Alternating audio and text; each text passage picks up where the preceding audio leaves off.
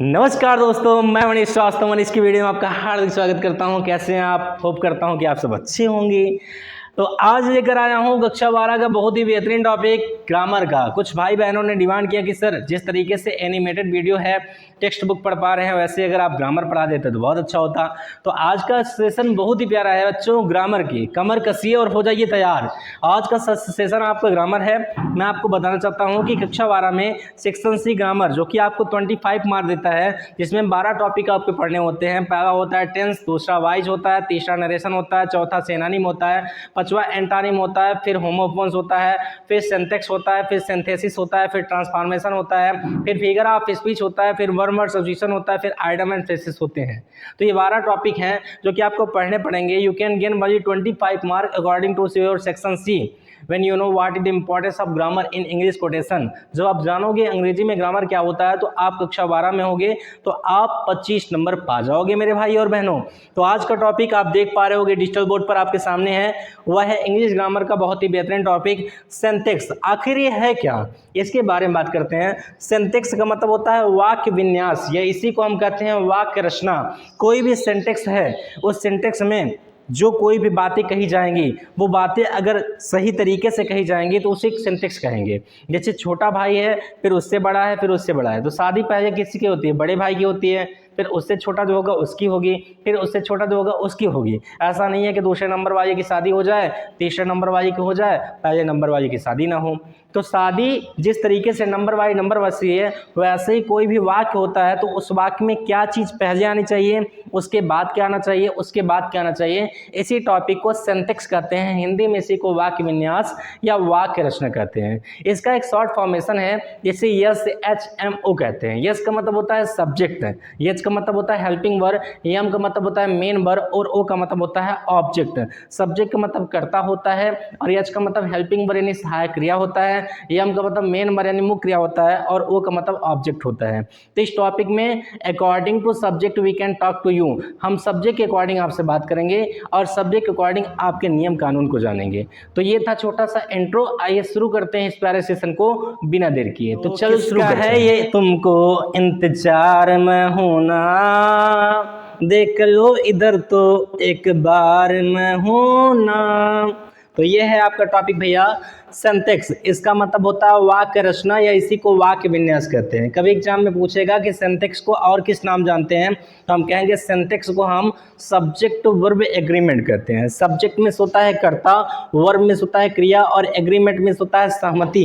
Subject verb agreement, कर्ता क्रिया सहमति। इसका मतलब क्या होता है? इसका मतलब ये होता है कि अगर हमारा जो सब्जेक्ट है वो सिंगुलर है तो हमारा जो वर्ब होगा वो भी सिंगुलर होगा, और अगर हमारा सब्जेक्ट प्लूरल है तो हमारा वर्ब जो होगा वो भी प्लूरल होगा। इसका पहले हम डिफिनेशन समझाएंगे, तब नियम के ऊपर आएंगे कि what is the rule of this topic. इस नियम का नाम, इस टॉपिक का क्या नियम है। तो पहले अगर कोई पूछता है कि what is the definition of syntax in English quotation, how can you prove this topic, आप इसको कैसे प्रूव करोगे? तो आप कहोगे कि to use a subject according to the usage of a verb in the sentence that called syntax. फिर समझो कि टू यूज अ सब्जेक्ट, एक कर्ता का प्रयोग, अकॉर्डिंग मींस के अनुसार, to the usage of a verb, एक क्रिया के प्रयोग के अनुसार, इन दिस सेंटेंस वाक्य में, दैट इज कॉल्ड सिंटैक्स, वही वाक्य विन्यास या वाक्य रचना कहलाता है। हिंदी में मैंने लिखा है कि कर्ता के अनुसार किसी भी वाक्य में क्रिया का प्रयोग करना ही वाक्य रचना कहलाता है। तो आप समझ में आ गया कि कर्ता यानी काम करने वाला व्यक्ति अगर वो सिंगुलर है तो उसके साथ हेल्पिंग वर्ब भी सिंगुलर रहेगी, और काम करने वाला व्यक्ति अगर वो प्लूरल है तो उसके साथ हेल्पिंग वर्ब भी क्या रहेगी? प्लूरल। तो ये आपकी है सब्जेक्ट वर्ब एग्रीमेंट, कर्ता क्रिया की सहमति। यानी कर्ता एक है तो क्रिया भी एक, और कर्ता अगर प्लूरल है तो क्रिया भी प्लूरल। ये आपका इंग्लिश में हो गया, ये आपका हिंदी में हो गया। अब इसका एग्जांपल समझो। जैसे लिखा है भैया राम इज डांसिंग, तो राम नाच रहा है, तो राम सिंगुलर है तो इसके साथ इज भी क्या है? सिंगुलर। यानी our subject is singular, our verb is singular. Subject singular है तो हमारा वर्ब भी क्या है? सिंगुलर। लेकिन यहाँ पर लिखा हूँ children are playing in the field, तो चिल्ड्रन क्या है? प्लूरल है, इसका सिंगुलर होता है चाइल्ड। चिल्ड्रन में बच्चे होता है तो बच्चे क्या है? प्लूरल है।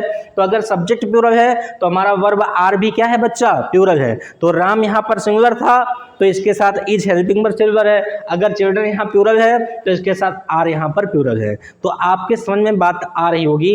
इसके कुछ इंपॉर्टेंट 10 रूल हैं। अगर आपने 10 नियमों को जान गया तो 10 नियमों को जानने के बाद यूपी बोर्ड का कोई भी सिंटैक्स का क्वेश्चन आप छोड़ के नहीं आएंगे, मेरी गारंटी है। और मैं इस वीडियो में आपको वो सारे नियम बताने जा रहा हूं, तो बिना देर के ध्यान से धैर्यपूर्वक साथ दीजिए और साथ देकर के आगे बढ़ते हैं। साथ देने का मतलब क्या, वीडियो को पूरा आप देखेंगे, यही आपसे रिक्वेस्ट करता हूं। तो चलिए शुरू करते हैं बिना देर किए।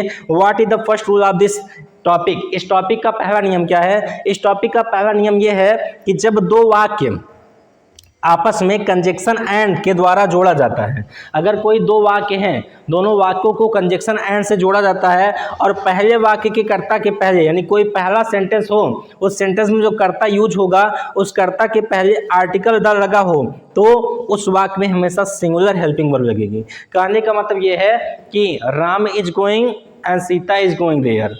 तो Ram is going there, Sita is going there, ये राम और सीता क्या है, अलग अलग वाक्य हैं। इनको अगर एंड कंजक्शन से जोड़ा जाएगा और किसी भी सब्जेक्ट के पहले अगर आर्टिकल द आएगा तो उस सेंटेंस में हमेशा सिंगुलर हेल्पिंग वर्ब लगेगा। नहीं समझे ना? तो समझो और बेहतरीन तरीके से। यहाँ पर देखो सामने आर्टिकल, अगर कोई सब्जेक्ट है उस सब्जेक्ट के पहले आर्टिकल द का यूज किया गया है और उसके बाद दूसरा सब्जेक्ट है, सेकंड सब्जेक्ट, और एंड से वो जोड़ा है, पहला सब्जेक्ट और दूसरा सब्जेक्ट, लेकिन पहले सब्जेक्ट के पहले आर्टिकल द आया हो और उसके बाद हेल्पिंग वर्ब हो या मेन वर्ब हो, तो हम ध्यान देंगे कि उस सेंटेंस में हमेशा हमें सिंगुलर हेल्पिंग वर्ब लगाना है। कैसे? जैसे लिखा था the minister and president is going to Agra. जो चीफ मिनिस्टर हैं एंड प्रेसिडेंट हैं वो आगरा जा रहे हैं। तो एग्जाम में आपके क्वेश्चन देगा कि the chief minister and president are going to Agra. तो चीफ मिनिस्टर और प्रेसिडेंट आगरा जा रहे हैं, तो आपके मन में सवाल आएगा कि मनीष भैया आपने कहा था कि चीफ मिनिस्टर और प्रेसिडेंट, ये चीफ मिनिस्टर अलग है और प्रेसिडेंट अलग है, तो यहाँ पर एग्जाम में आर तो आया हुआ है, तो हम किसमें सही क्या करें? तो सही ये करना है कि जहाँ आर आया है वहाँ इज कर दो, सही ये करना है कि जहाँ वर आया है वहाँ वाज कर दो, सही ये करना है कि जहाँ हैव आया है वहाँ हैज कर दो। आप कहोगे भैया आप गलत पढ़ा रहे हो। नहीं भैया, आप ध्यान से समझो। What is the first rule according to this topic. इस टॉपिक के अनुसार पहला नियम क्या है? पहला नियम ये है कि अगर दो हमारे नाउन हैं, यानी दो सब्जेक्ट हैं, दोनों कंजक्शन एंड से जुड़े हों और केवल पहले सब्जेक्ट के पूर्व में आर्टिकल द का यूज हुआ हो। किसका यूज हुआ हो? आर्टिकल द का। तो इसका मतलब उस सेंटेंस में हमारा हेल्पिंग वर्ब सिंगुलर लगेगा। तो ये कैसे प्रूव होता है? क्योंकि चीफ मिनिस्टर और प्रेसिडेंट ये क्या है? पद है। क्या है बच्चा? पद। लेकिन इस पर बैठा हुआ जो आदमी है ना, वो एक आदमी है। कितना आदमी है? एक। ये हम कैसे जाने? ये हम ऐसे जाने क्योंकि दोनों सब्जेक्ट नाउन, जो दोनों नाउन है या दोनों हमारे सब्जेक्ट हैं, वो कंजक्शन एंड से जुड़े हैं और केवल पहले सब्जेक्ट के पूर्व में आर्टिकल द आया है। और अगर पहले सब्जेक्ट के पूर्व में आर्टिकल द आया है तो सेंटेंस चाहे छोटा हो या सेंटेंस चाहे बड़ा हो, उसमें हमेशा सिंगुलर हेल्पिंग वर्ब का प्रयोग किया जाएगा।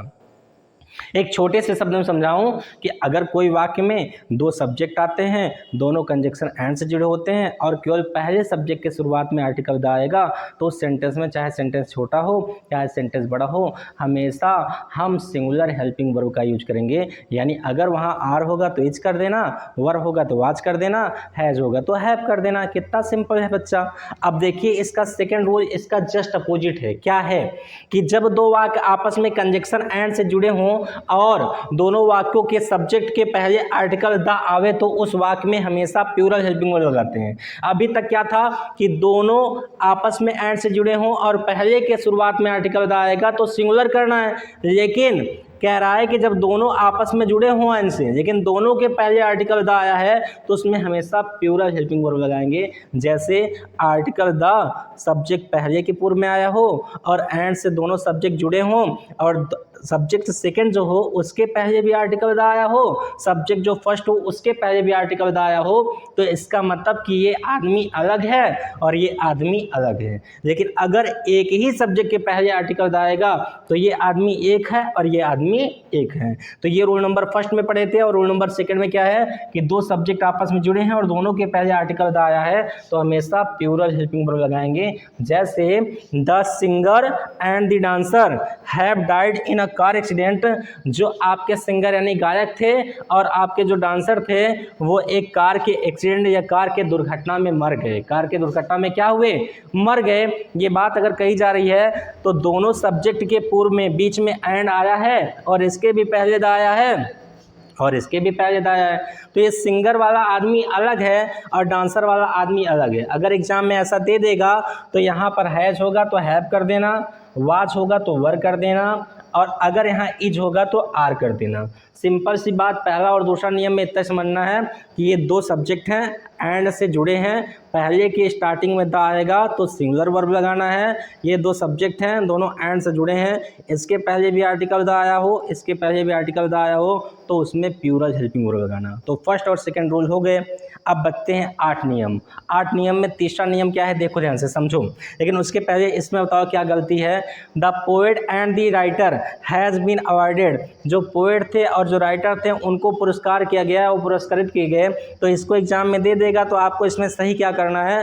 देखो पोएट और राइटर दोनों के पहले आर्टिकल द आया है तो यहाँ हैज है तो यहाँ आपको क्या कर देना है बाबू, यहाँ आपको हैव कर देना है। कितना सिंपल है ना। चलो आगे देखते हैं बच्चा। तीसरा नियम क्या है हमारा, what is the third rule according to this topic. We can say that, हम कह सकते हैं कि व्हेन, थर्ड नंबर रूल है कि when two are more than two subject are joined by conjunction and plural helping verb, जब दो या दो से अधिक, जब दो या दो से अधिक आपके जो सब्जेक्ट होते हैं वो आपस में जुड़े होते हैं, किससे, एंड से, तो हमेशा हमें ध्यान देना है कि उसमें हमेशा प्लूरल हेल्पिंग वर्ब लगेगी। एग्जाम्पल के लिए समझाऊंगा, पहले हिंदी में समझो कि जब कभी दो वाक्य आपस में जुड़े हों और एंड से जुड़े हों, किससे जुड़े हों, एंड से, जब कभी दो वाक्य आपस में एंड से जुड़े हो जोड़े जाएं और दोनों के पहले आर्टिकल द ना लगा हो, यानी अभी क्या था फर्स्ट रूल में कि दो हों, पहले के पूर्व में आर्टिकल द आएगा तो सिंगुलर, और दो हों दोनों के पहले आएगा तो प्लूरल। लेकिन अब क्या कर रहा है, न तो पहले न तो दूसरे, यानी दोनों के पूर्व में आर्टिकल द नहीं आएगा तो उस वाक्य में वैसा क्या रहेगा, प्लूरल वर्ब। जैसे एग्जाम्पल में Mohini and Priya are going to school daily, Mohini और प्रिया स्कूल रोज जा रही हैं। तो मोहनी एक लड़की है और प्रिया एक लड़की है। तो मोहनी के पहले आर्टिकल द नहीं आया क्योंकि भाई ये नाम है, किसी नाउन के पहले आर्टिकल द मोहनी के पहले नहीं आया है, तो मोहनी के पहले नहीं आया और प्रिया के पहले नहीं है क्योंकि एक नाम है ना बच्चा, तो नाम है, इस कारण से हमेशा ध्यान देना है कि हमेशा हमें प्लूरल हेल्पिंग वर्ब लगाना है। ओके, कितना सिंपल है। अब चौथा रूल क्या कहता है कि when two nouns are joined by and refer to a single person things collective ideas singular helping verb. अगर कहा गया है कि जब दो या दो से अधिक नाउन हो वो भी कंजक्शन एंड से जुड़े हों, एक सिंगल पर्सन की बात की जाए या सिंगल वस्तु की बात की जाए, वो हमेशा कलेक्टिव आइडियाज रहेंगे, तो उसमें हमेशा क्या लगाएंगे, सिंगुलर हेल्पिंग वर्ब। इसको ध्यान समझो क्योंकि एग्जाम में बच्चे यही गलती करते हैं। एग्जाम में दिया हुआ है कि bread and butter is my favourite, bread और बटर मेरा क्या है, फेवरेट है। अब इसको एग्जाम में दे देगा और यहाँ आर लगा होगा तो आपको इज लगाना है, पर आप कहोगे कि ब्रेड और बटर है मनीष सर एंड से जो है तो आर तो पहले से, उसके जगह इज क्यों लगाएं, तो इसलिए लगाएंगे क्योंकि ब्रेड जो होता है उसके ऊपर ही बटर को लगाकर हम खाते हैं। ब्रेड अलग चीज़ है, बटर अलग चीज़ है, लेकिन अगर हमने बटर को ब्रेड के ऊपर लगाया तो क्या हो गया, वो एक हो गया, वो क्या हो गया, सिंगल थिंग्स हो गया, और सिंगल थिंग को हम क्या करेंगे, खा जाएंगे। तो जब ब्रेड के ऊपर बटर को लगाएंगे तो कलेक्टिव आइडियाज में आ जाएगा ना, तो कलेक्टिव आइडियाज में आ जाएगा तो हमेशा वो एक हो जाएगा। तो एक होने के बाद सिंगुलर हेल्पिंग वर्ब, आर रहेगा तो इज कर देना, वर रहेगा तो वाज कर देना, और हैव रहेगा तो हैज कर देना। कितना सिंपल है। तो ये था थर्ड नंबर रूल, ये था फोर्थ नंबर रूल, और बिना देर किए देखते हैं बच्चा fifth number rule. What is the fifth number rule according to this topic. पांचवा नियम क्या है इसके अनुसार देखते हैं। कहा गया है कि अनकाउंटेबल नाउन, अगर कोई भी अनकाउंटेबल नाउन हो और इधर भी अनकाउंटेबल नाउन हो, दोनों कंजक्शन एंड से जुड़े हों, तो वहाँ हमेशा ध्यान देना है प्लूरल हेल्पिंग वर्ब। ये क्या चीज़ होता है भैया, अनकाउंटेबल। काउंटेबल का मतलब जिसकी गिनती गिनी जा सकती, अनकाउंटेबल का मतलब जिसकी गिनती गिनी नहीं जा सकती। तो यहाँ पर एग्जाम में हमारे पूछेगा कि love and happiness are necessary for life, प्यार जो होता है और खुशी जो होती है एक जीवन के लिए बहुत ही आवश्यक है। तो लव भी क्या है, अनकाउंटेबल, प्यार को गिना नहीं जा सकता। और हैप्पीनेस क्या है, अनकाउंटेबल, हैप्पीनेस माने खुशियों को भी गिना नहीं जा सकता। तो दो नाउन हैं, दोनों अनकाउंटेबल हैं, दोनों को गिना नहीं जा सकता। इस कारण से मेरे भाइयों और बहनों वहाँ पर हम हमेशा ध्यान देंगे, प्लूरल हेल्पिंग वर्ब लगाएंगे। तो यहाँ पर आपके सामने आर है, क्या है बच्चा, आर। तो ये है 5th नंबर रूल। अब देखते हैं 6th number rule, what is this, क्या है। तो जब कभी भी कोई सेंटेंस के शुरुआत में आइदर वर्ड आए, नाइदर वर्ड आए, मेनी अ वर्ड आए, इच वर्ड आए, एवरी वन वर्ड आए, एवरीबडी वर्ड आए, नो बडी वर्ड आए, तो इसके पश्चात हमेशा सिंगुलर वर्ड लगाते हैं। यानी अगर आइदर वर्ड आ जाए बच्चा कहीं पर, नाइदर वर्ड आ जाए, मेनी वर्ड आ जाए, इच वर्ड आ जाए, एवरी वन आ जाए, एवरीबडी आ जाए, नो बडी आ जाए, तो हमें ध्यान देना है कि सेंटेंस हमारा छोटा सा रहेगा या एग्जाम में सेंटेंस हमारा बड़ा सा रहेगा, उसमें हम हमेशा सिंगुलर हेल्पिंग वर्ब लगाएंगे। जैसे आइदर आप यू, एग्जाम में यहाँ आर रहेगा, क्या रहेगा, आर।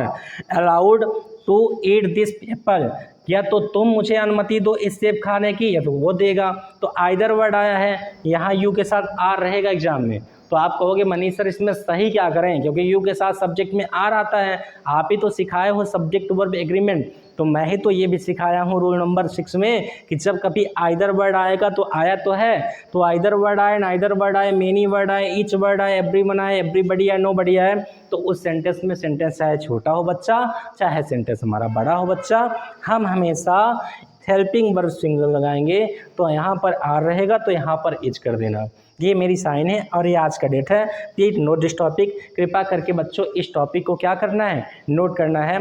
तो अभी मैंने 6 रूल बताए, और अगर आपका कमेंट आया, केवल 50 कमेंट आ गया कि वीडियो अच्छी थी सर, और अगर आगे पढ़ना है आपको, कमेंट आपने कर दिया, मुझे अच्छा लगा कि मेरे भाई और बहनों ने मुझे सपोर्ट किया है, तो मैं इसका सेकंड पार्ट जल्द लेकर आऊँगा। तो तब तक के लिए धन्यवाद, खुश रहिए, जीवन में आगे बढ़ते रहिए, मिलते हैं नेक्स्ट वीडियो में, तब तक के लिए धन्यवाद। जय हिंद, जय भारत। चैनल को सब्सक्राइब करना नहीं भूलेंगे, लाइक करना नहीं भूलेंगे।